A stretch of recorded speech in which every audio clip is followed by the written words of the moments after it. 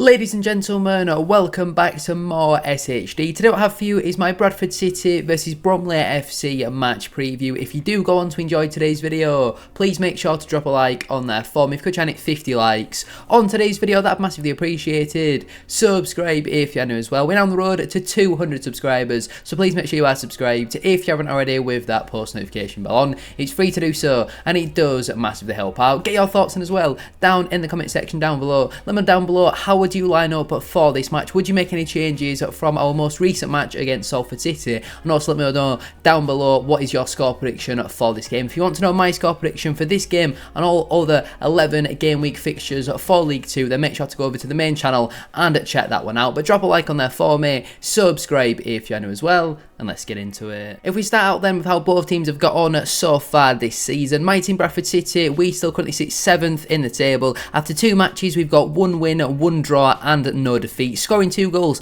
and conceding 1, which leaves us on a positive 1 goal difference and 4 points. Our last couple of matches then have been a 0-0 draw at home to Salford City. This should have been a 1-0 win. We scored a legitimate goal, but the linesman was 10 yards behind play, so unfortunately he didn't see that. We're the better side in the game, more shots on target, more possession, more passes, better pass accuracy, everything favoured in our way, even more corners and a considerable amount of offsides as well. But that was a really frustrating game. We deserved to win that one, and somehow we didn't come away with the 3 points. We also had a 1-1 draw against Grimsby Town in the EFL Cup first round, losing 9-8 on penalties. Again, much the better side in that one, battered them in terms of shots on target, slightly less possession, but on the whole, we were the better side. We deserved to win and unfortunately lost out on spot kicks. And we started out our campaign with a brilliant 2-1 win away at MK Dons. Alex Patterson and a Sam Sherrin own goal, putting us 2-0 up inside the first 5 minutes, and we were able to see the game out despite not really creating too much after that in terms of clear-cut chances and just over 30% of possession. But in terms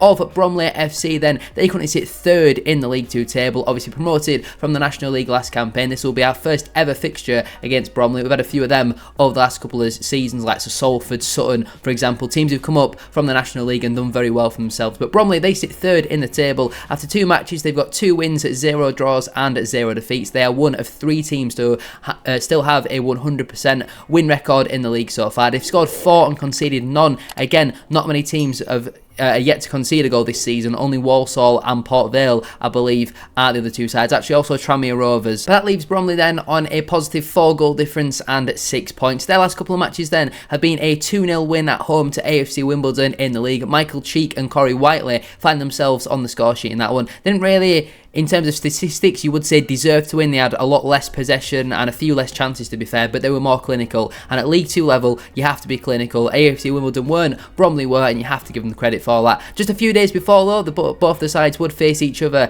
in the Carabao Cup first round, where AFC Wimbledon did come out victors in that game. Again, Bromley was slightly better in terms of the statistics, but that goes to show that stats don't really mean too much. It's about who puts the ball in the back of the net the most. I know that's very Michael Owen punditry for you there, but it's true at the end of the day. They also started out their campaign with a brilliant 2-0 win away at Harrogate Town, with Michael Cheek finding himself on the score sheet once again. They had more shots on target, but again, slightly less possession. I think it's going to be one of them games at Valley Parade where we have 60, 65, maybe even 70% possession, but they're going to be very hard to break down. They're a very well organised side. They've got a very good manager in Andy Woodburn. But now we're going to check out the team, what I would go with if I was Graham Alexander. I'm telling you now, there's a few surprises in there. Now, some might say I'm being a little bit reactionary, but I think I've gone with 5 changes from what our starting 11 was against Salford at the weekend. And I don't think many players were awful, but I think when you've got such a big squad and so much quality in that squad, you should use it. When you don't get the result and you don't get the 3 points and you don't play amazing, I think it was a 6 out of 10 performance, nothing really too stand out, you should make changes and you should use different partnerships and all that sort of stuff. I would still stick with the 3-1-4-2 formation. I think that will bring us success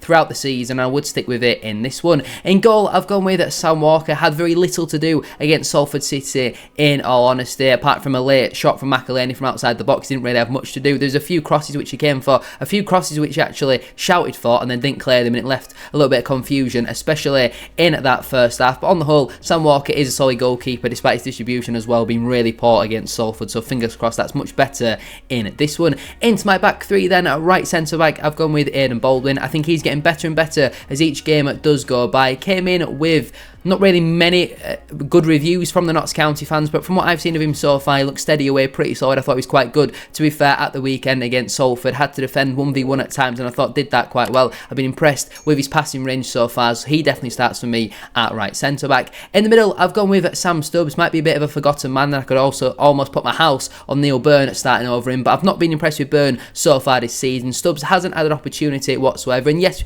you could argue we kept a clean sheet, but I thought Byrne struggled a little bit against Cole Stockton, and I think he will definitely struggle against Michael Cheek, in my opinion. He gets pinned far too easily. He's not physical enough for me, and I like to see Sam Stubbs get an opportunity. In pre-season, he didn't look amazing, but he was playing as a wide centre-back. He has to play in the middle due to his lack of pace, so I'd like to see him get a chance in this one. He's proven in the past he can be a very good League 2 defender as well. And at left centre-back, I've gone with Jack Shepherd. He was absolutely excellent when he played and started against Grimsby, so in my opinion, he should start in this one at left centre-back. Kelly, I thought, was quite poor on the whole against Salford, kind of got caught out of position a few times. Yes, you could maybe put that down to Tyreek Wright being a little bit too high up the pitch, and Kelly did the pre-match press, so I would once again expect him to start this game. But Shepherd, for me, I think has been really good in the games that he has played, so I'd like to see him get an opportunity in this one. As my holding midfielder then, I've gone with the captain, Richie Smallwood. He's a player who massively does divide the fan base, and I feel like it's now anything that Smallwood does good, a certain section of the fan base massively highlights, but then anything that Smallwood does which isn't amazing, a different section of the fan base massively highlight that, and I think there needs to be a little bit of a balance. He has a lot of good moments, a few poor moments, but on the whole, he's a player who I would still rather have in this side. We've got no competition for him. It sounds very likely that Joe Adams will be joining the football club. That sounds like it'll be confirmed tomorrow, with potentially Jake Young going the other way. It sounds like Adams is coming in on loan from Wigan Athletic, and I'm not too sure what type of midfielder he is. Looking at the amount of attacking midfielders you've got, you'd like to hope he's more of a holding midfielder, but I'm not really too sure, and he might come in and provide some competition for Richie Smallwood. But I really like Smallwood. Apart from his set pieces, I think he's very good, so he would start for me once again. At right wing back, I've gone with Brad Halliday. It kind of feels like I'm forced to put Brad Halliday in at the moment because we've got no real competition for him, and I think based on how he's played so far this season, I wouldn't be desperate for him to start this game, in all honesty. I think, yes, he was excellent for his last campaign, but the first 3 games I've seen of him so far, I think he's been poor. I don't even think he's been average. I do think he has been quite poor in a lot of them games. Going forward, he looks to have lost half a yard of pace. Defensively, he still looks okay, but he's actually been skinned a few times, and it's a little bit concerning for me, but hopefully when Callum Johnson is eventually fit and available, you know, he's had an unfortunate another setback for him, which is so disappointing. I know he's only signed a 1-year deal, but I'll be actually surprised if we see Callum Johnson play at all. Brad Halliday for me has been poor so far this season, but there's no one else who can play in that position at this moment in time, so Halliday should start. Into my 2 number 8s, number 10 type positions. Now, I'm sure these are the positions which are going to cause a lot of debate and controversy all over social media, but firstly for me, I've gone with Alex Patterson. He is one of our best players, if not the first name on the team sheet for me. He's absolutely brilliant. The energy and legs he brings in that midfield. He's a midfielder who can drive with the ball. He's not afraid to take a shot on. He's creative. I'm very excited to see what Alex Patterson can produce this season if he is to stay injury free for the full campaign, so he definitely starts for me. And the other position is kind of up in the air. You could make the argument for Sarsavig, Walker. I've personally though gone with Bobby Poynton. I think a lot of the fans want to see Poynton get an opportunity, and I look at how Patterson and Sarsavik both played against Salford, and neither of them were really too stand out. I thought Sarsavik on the whole could have done better with a few chances, and he seems to tire quite a lot, so I'd like to see Poynton get the start in this one. I think it's quite likely that it will be Sarsavik and Patterson once again, but I think Poynton has impressed me in the opportunities that he's had in pre-season. I think he looked quite tidy on the ball, and I'd like to see him get an opportunity in this one, and fingers crossed he does get the start. The only thing that I would maybe argue against Bobby Poynton is Bromley, big physical side. He might struggle a little bit from that point of view, but I wouldn't say Sarsavik or Jamie Walker, who are the other real competition, particularly stand out as anything different to Bobby Poynton from a physical aspect. At left wing back, I've gone with Clark Adore. I don't think he was amazing there against Salford, but he's a wide player who can actually cross the ball into the box. Tyreek Wright can't, Lewis Richards can't, Brad Halliday struggled so far this season. Clark Adore has got a few assists in pre-season and in the Carabao Cup, so I'd like to see him get a start at left wing back. Again, we all expect it to be Tyreek Wright. I think there'll only be 1, maybe 2 changes at the absolute maximum at the weekend, but when you've got such a big squad, when you've got a lot of quality in that squad and different types of profiles of players, why not give someone like a Clark Adore a start at left wing back? But again, defensively might struggle with the physicality, so maybe you even go with Lewis Richards. But should we then be thinking about, well, should we try and outscore Bromley and win 4-3, or should we try and be a bit more conservative and just try and win 1-0? What do you think? What do you think we should do. Let me know down in the comment section down below. And finally then, my two strikers. Firstly, I've gone with Andy Cook. We're going to need him and his physicality to be on form in this game, because again, Bromley, big physical side. He could certainly go missing a little bit, like what he did against Salford City, despite obviously scoring the winner, which for some reason wasn't given. We've received an apology, I think, from Howard Webb, which, I mean, it's useless at this stage. Just get competent officials, please, just for the big decisions. They're not going to get every decision right, but they have to get the big decisions correct. And again, we go back to the game week 46 and we've missed out on promotion by 2 points. We've got to come back to that moment and it would be an absolute disgrace. But Cook, for me, I think could have offered more against Salford with Oliver still out due to that concussion. I don't think we're going to miss him too much, but Cook